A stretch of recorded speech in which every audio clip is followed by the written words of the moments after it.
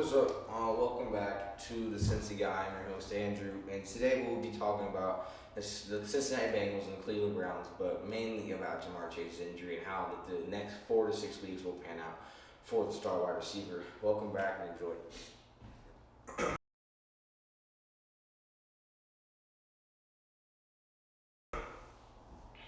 Okay, so now as some of us know, well, hopefully a lot of fans around the football world know, Ja'Marr Chase will be out for 4 to 6 weeks. Now, I'm not saying that that's going to be a huge critical problem for us, but it will be interesting to see how this pans out with the trade deadline tomorrow, and and free agents still out there. So it will really be interesting what we're going to do with that wide receiver space now that Ja'Marr Chase is out. Anyway, so earlier in the week, the Bengals worked out free agent wide receivers. D.D. Westbrook and along with three others. Now, I'd love to see D.D. Westbrook along with our team. I can see him in the rotation for the rest of the year. If Ja'Marr Chase is not 100%, by the time he comes back, D.D. Westbrook fill in for Ja'Marr Chase for when he does. Now, D.D. Westbrook, I believe, got injured last year.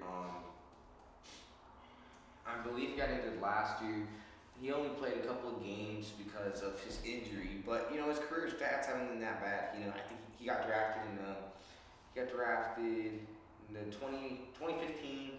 I'm not saying that he's a terrible, but he is a wide receiver that could help us with Ja'Marr Chase being out.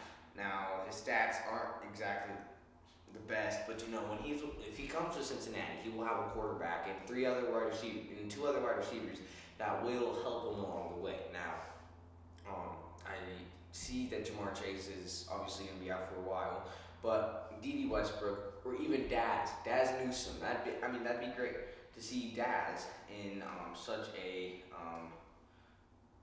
such an environment. Now, I'd love to see him. He plays for the Chicago Bears, but I believe he's on the practice squad. So it is a thing that I think that we will either sign one of those two, Daz Newsome or D.D. Westbrook. Now, Ja'Marr Chase, like I've said, 4 to 6 weeks, a huge loss. I was a little worried at first, but now I'm really not, because the more I see, the more we were just as good as a team before Ja'Marr showed up. See, I believe that before Joe Burrow tore his ACL in his rookie season, he would have they would have possibly won 8 to 7 games that year. Because if I look at that schedule, he got injured during Washington. We still had the Cowboys, we still had the Giants. That's 3 easy wins. We already have 4. So if you think about it, we really would have won 7. But I'm saying that Joe Burrow and T. Higgins and T. Higgins and Tyler Boyd, it reminded that T. Higgins was in his rookie year before Ja'Marr Chase showed up. So that is also a huge upgrade, because T. Higgins is much better than he was his rookie year, and Tyler Boyd already has career highs and numbers that he's never had. So I believe that we will be fine, but there will be some bumps on the road as we go. Now, Cincinnati Bengals play the Cleveland Browns on Monday Night Football. A huge game for both teams. So this is going to be an interesting way to see how this pans out. Now, like I said, Ja'Marr Chase is out, so these roles will step up. So fantasy owners, if you want some tips, I'd say start T. Higgins and Tyler Boyd, because I know they're only projected few amount of numbers, but I'm saying that they will get more because of what Ja'Marr Chase out. They will get more projection and more targets. They will get more yards. They will get more receiving yards. They'll get more, and they will just get more targets, more attention than they did when Ja'Marr Chase was there. I'm not saying that they didn't get much attention when he wasn't there, but I'm saying with him out, I'm just saying that it's going to be a much, I'm not going to say it's going to be a harder road, but it's going to be in between. Let's just say that. Now, T. Higgins earlier in the week said that they will get adjusted and there shouldn't be no problem with Ja'Marr Chase out. I believe that T. Higgins has been our number 1 receiver from the start. Now, I know that I know you guys, football fans, probably think I'm crazy, but Ja'Marr Chase, I know he's been putting up the numbers, but T. Higgins has been here longer. He has the more experience, and he plays like more of a slot receiver, and that's what I like to see. So, it's exciting to see what T. Higgins will be able to do with Joe Burrow. Once again, just him, Boyd, and Burrow. But I was also thinking earlier today that is it going to be a problem? Now, the last time three were on the same team was on when they had that losing season at a 4-11-1 record, and that wasn't a beautiful record or season because of Burrow's injury.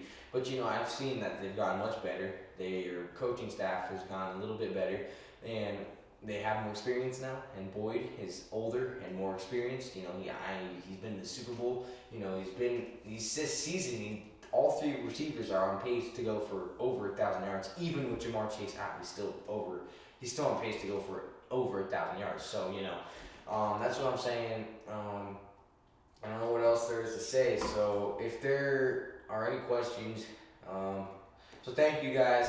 Like I said, this will be a much interesting game to see how he's going to do without him. I know he did. He was on pace to win Rookie of the Year his first year before he tore his ACL, Joe Burrow. But I'm interested to see how he does now because I'm not really worried about it, but I'm still interested to see what he does for his team and what he does without Jamar. Now I know there are reports saying that Jamar did not go to IR, so he avoided IR, so that means he will be back in 4 weeks. That's pretty much an indefinite. But if he is back in 4 weeks, we need to go get one of those receivers that I mentioned earlier. Now, because if he is back in 4 weeks, that means he's not 100% healthy, and that the Bengals are in rushing, and that's not safe. So I want Duke Tobin to make a couple of calls with some agents and owners to try to in an attempt to make a trade or sign a free agent, because Jamar Chase will need that help when he comes back, because that hip injury will do a lot of damage more because he's getting hit and he's getting double teamed. So that injury will just be. It will bother him for the rest of the season, and he can do whatever he wants with it in the offseason, but we need to sign wide receivers. Now, Mike Thomas, I have a respect for Mike Thomas and Stanley Morgan, but they will not do it for me. Stanley Morgan's more of a pass blocker. Mike Thomas is still going to do the job for me because Mike Thomas filled in for T. Higgins, and he showed that he can put up big plays, but, it's just not the plays that we're used to. And when Mike Thomas does come in, this is the one advantage of Mike Thomas. When he does come in, the defense gets confused. They were like, this guy was supposed to be out here. Now, what am I supposed to do? I don't know what I'm supposed to do. This guy just gets confused, so he gets confused, and so they start to get confused throughout the series of the play, and then they don't know who's on the guy anymore. So then he's wide open and has a wide open catch in a wide open lane to go to the end zone.